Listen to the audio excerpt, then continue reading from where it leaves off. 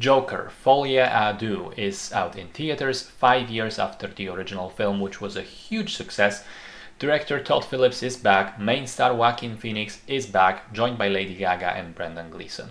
Now, the film has already been eviscerated by critics and audiences alike and has had an abysmal run in theaters. I believe it's been doing worse than some of the latest Marvel bombs, which is shocking when you think about the fact that the first Joker was, at the time of its release, the first R-rated movie to make $1 billion. So why is this film struggling so much, and is it indeed of such poor quality? I will answer that right away by saying that I don't think it's a bad movie, but I also don't think it's a good movie. I think it's an ambitious effort that tries to be bold and to go in a completely different direction than the first film, and doesn't entirely succeed. There are some terrific ideas in here, but they suffer in execution.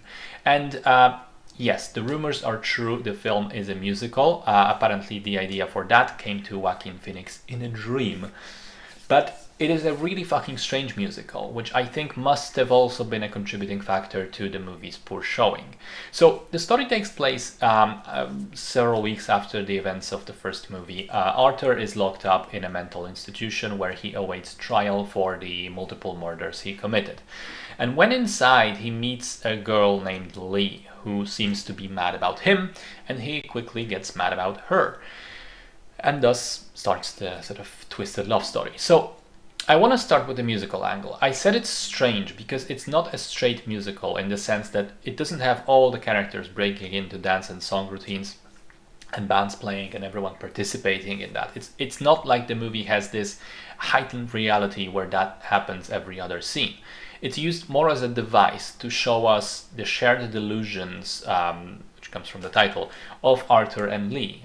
They are the only two characters who venture into the musical genre, and it's pretty clear that most of those scenes are pretty much dream sequences, and even those that aren't, technically dreams, they only play out that way in the imaginations of these two characters. The rest of the people around them don't experience those events the same way.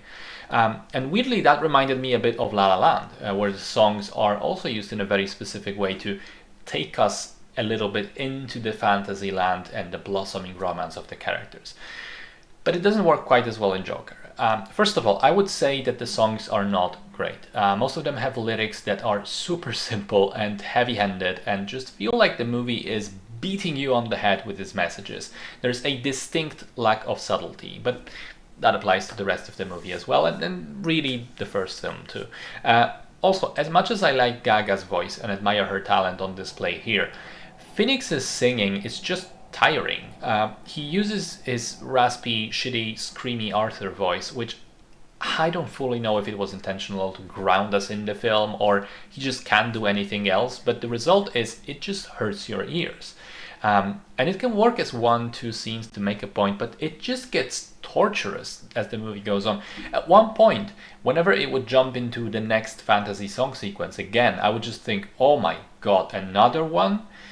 I mentioned subtlety. There is a distinct lack of it in the movie, much like there was in the first film. Most everything is spelled out directly to the audience, who are led by the hand by the director and explained every little nuance, leaving very little for the imagination.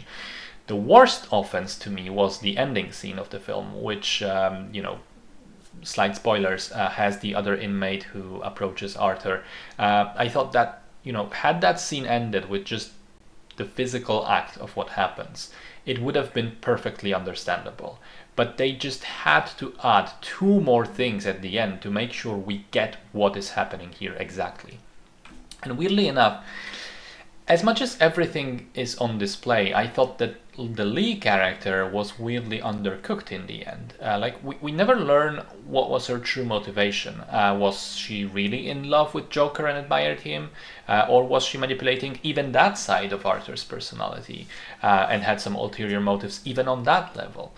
She just sort of dips out of the film before the end and we never really learn.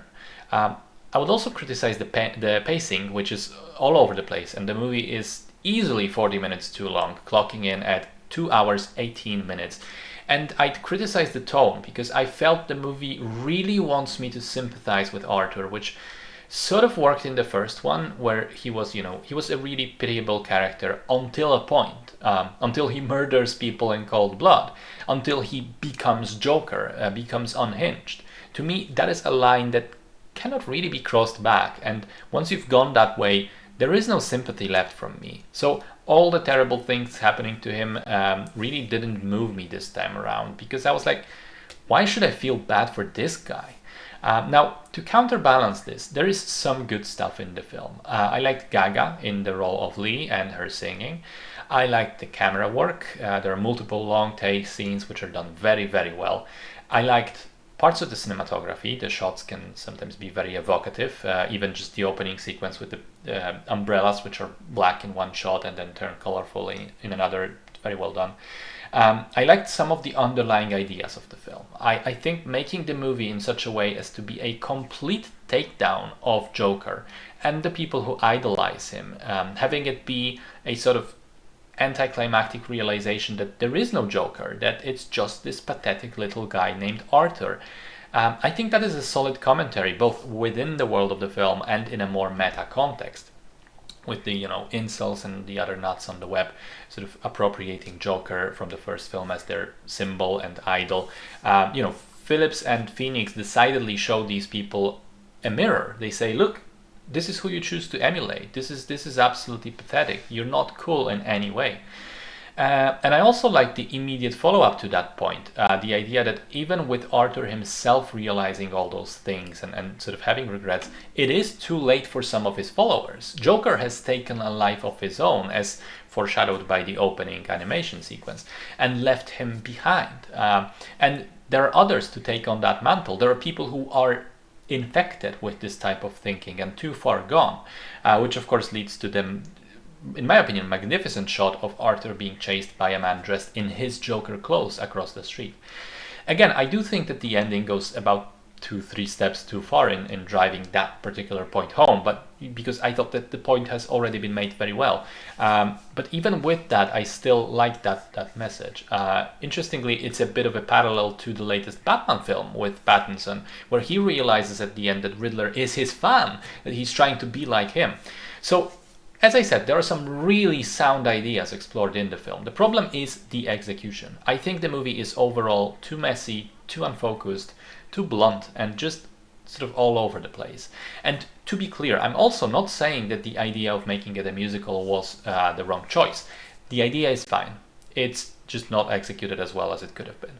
And tell you what, I would rather see a movie fail at doing something interesting than moderately succeed at doing the same boring thing for the 20th time in a row. So credit where credit is due. I do appreciate the filmmakers for trying something risky. It didn't exactly work out, but let's not pretend that the movie is shit from top to bottom, because it absolutely is not.